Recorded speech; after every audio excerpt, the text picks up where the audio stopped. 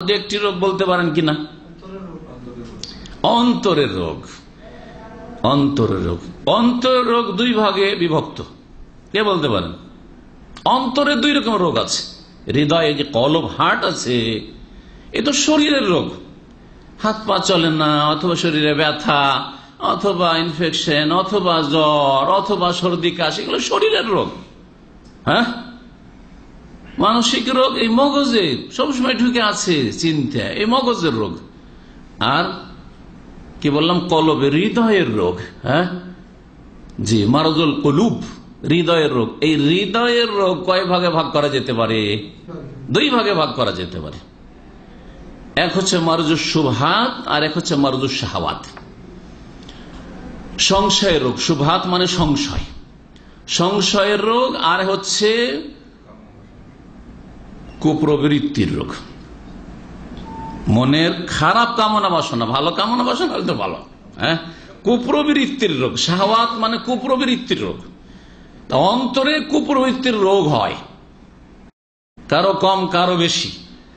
আর এই রোগেরও চিকিৎসা কোরআন এবং হাদিসে রয়েছে। বরং এই হৃদয়ের রোগ, দুই রকমের যে রোগ রয়েছে, সংশয় এবং কুপ্রবৃত্তির, এই দুই রোগের চিকিৎসার জন্য আসলে আল্লাহ পাক কোরআনে কারীম নাযিল করেছেন, আল্লাহ পাক ওহী নাযিল করেছেন, আল্লাহ পাক আম্বিয়া রাসূলগণকে পাঠিয়েছেন। শুবহাত, সংশয় রোগের কারণে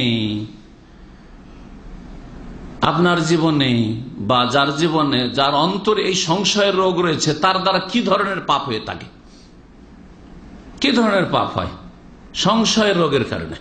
সংশয়ের রোগের কারণে এক কথায় জেনে নেন, সংশয়ের রোগের কারণে মানুষের ধর্মীয় পাপগুলি হয়। ধর্মের নামে পাপ হয়, ধর্মের নামে পাপ হয়। ধর্মের নামে পাপ হচ্ছে শিরক, শিরকের ধর্ম পালন করে। সংশয় ঢুকে আছে যে সরাসরি আল্লাহ পর্যন্ত পৌঁছা যাবে না। তো আল্লাহ পর্যন্ত পৌঁছলে কাকে ধরতে হবে? গৌস কুতুবকে ধরতে হবে, মাজারওয়ালাকে ধরতে হবে, জিলানি চিশতিকে ধরতে হবে। হ্যাঁ, সংশয়ের রোগের কারণে কুফরি হয়ে থাকে, সন্দেহ, অন্তরে বিশ্বাসী হচ্ছে না আল্লাহ আছে, পরকাল আছে, সুতরাং বিধর্মিতা। ধর্ম নেগেটিভ, তখন বিধর্মিতা। তো নাস্তিকতা যে পয়দা হয়, বা পরকালকে অস্বীকার করা, ইমানের কোন অংশকে অস্বীকার করা, যার ফলে বড় কুফরি, এগুলি হয়ে থাকে বিধর্মিতা এবং শিরক বিদাত। এগুলি হয়ে থাকে সংশয়ের রোগের কারণে, মারজুস শুবহাতের কারণে। বিদাত, বিদাতও জন্মায় বা বিদাতকে জন্ম দেয় সংশয়ের রোগে। সংশয় যে রাসূল সাল্লাল্লাহু আলাইহি ওয়াসাল্লাম মানুষ না, মানুষ হলে তো আমাদের মতো হয়ে গেলেন, সুতরাং তাকে কি বলবো? নূর বলবো। আমরা মাটির হইতে পারি, নবী মানুষ না, মাটির না। সংশয় যে নবীকে মহব্বত করি, গোটা বছর কিছুই করতে পারলাম নবীর জন্য, 12 রবিউল আউয়ালও কিছু করলাম না, তো কি করলাম জীবনে? সুতরাং 12 রবিউল কি করতে হবে? ঈদে মিলাদুন নবী করতে হবে। আল্লাহ ওহীতে কি বলেছেন, নবী করেছেন কিনা, সাহাবীরা করেছেন কিনা, ওসব দেখার পরোয়া নেই। শয়তান সংশয় ঢুকিয়ে দিল যে নবীর মহব্বতে কি দেখাইলাম, 12 রবিউল আউয়ালে কিছু করলাম না। হ্যাঁ, ইহুদি নাসারাদের দেখা দেখি, ছেলে মেয়েদের বার্থডে করি, স্ত্রীর বার্থডে করি, স্বামীর বার্থডে করি, আরে প্রধানমন্ত্রীর বার্থডে করি, রাষ্ট্রপতির করি। হ্যাঁ, আর নবীর করলাম না, কি করলাম তাহলে? বোঝা গেছে, এগুলো সব সংশয়। জি, নামাই তো পড়লাম না, তো কেমন করে নিয়ত হইল? হ্যাঁ, শুধু মনে মনে করলে হয়? এটা দেখা দেখেন যে নবীর সাহাবীরা করেছেন কিনা, নবী করেছেন কিনা, আর আবু হানিফা করেছে কিনা, কিচ্ছু দেখার প্রয়োজন নেই। নিয়ত মানে পড়লাম না, তো কেমন নিয়ত হইল না হইল, সবগুলি সংশয়। তাহলে শিরকের গুনাহ ধর্মের নামে, বিদাতের গুনাহ ধর্মের নামে, তারপর বিধর্মিতার গুনাহ, ধর্মকে অস্বীকার করে বা আল্লাহর তাওহীদ বা ঈমানকে অস্বীকার করে, নাস্তিকতা, এসব হয়ে থাকে সংশয়ের রোগের কারণে।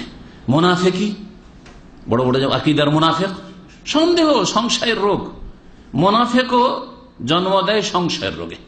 যার অন্তরে সংশয়ের রোগ হয়, সে মুনাফিক হয়ে যায়। এখন আসেন শাহওয়াত, কুপ্রবৃত্তির। কুপ্রবৃত্তির রোগের কারণে বাকি যতগুলি পাপ আছে। আর একটা রোগের কথা বলা জরুরি, সংশয়ের রোগের কারণে চরমপন্থী পয়দা হয়।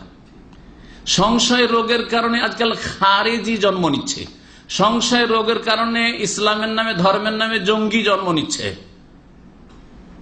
ইসলামে এই সব জঙ্গিবাদ আর সন্ত্রাস সব নেই তো সংশয়ের কারণে। হ্যাঁ, আমি ইসলাম বুঝেছি আর এই আয়াতগুলো আমল করবো না, অথচ ওর কাজ না, ওইটা হচ্ছে সরকারকে আমল করার জন্য। আল্লাহ বলছেন যে এটা সরকারের জন্য, বল প্রয়োগ করে কিছু করাটা ওটা সরকারের কাজ, বলছেন আমি করবো। একজন যুবক বলছে আমি করবো, খারেজি, সংশয়ের রোগ। কি করলাম তাহলে? শুধু নামাজ পড়ে হবে? নামাজ পড়ে হবে না, অস্ত্র ধরতে হবে। অস্ত্র ধরবে, চোরের হাত কাটবে আর কেসাস করবে, সরকার করবে, সরকার ফরজ না। সংশয়ের ব্যাধির কারণে এই সন্ত্রাসী জন্ম নিচ্ছে।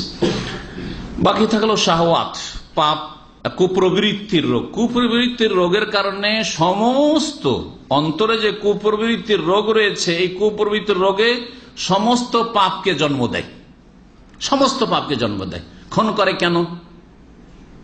হ্যাঁ, কুপ্রবৃত্তির রোগের কারণে। কারণ এ আমার রাস্তায় বাধা, এ থাকলে আমার উন্নতিতে বাধা সরায়, তাই না? এ আমার স্বার্থে বাধা দেবে, এ আমার আশেপাশে থাকলে আমার ক্ষয়ক্ষতি হবে, একে উড়িয়ে দে, তাই না? এদেরকে উড়িয়ে দে, তাহলে গদিতে যাওয়া যাবে। এদেরকে উড়িয়ে দে তো জমি জায়গাগুলো দখল করা যাবে। জমি নিয়ে মারামারি হোক, পয়সা নিয়ে মারামারি হোক, যা কিছু হোক না কেন। জিনা কিসের জন্য? শাহওয়াত, হ্যাঁ, যৌন চাহিদা, মনের, হ্যাঁ, কুপ্রবৃত্তি, মনের পাপের কামনা বাসনা।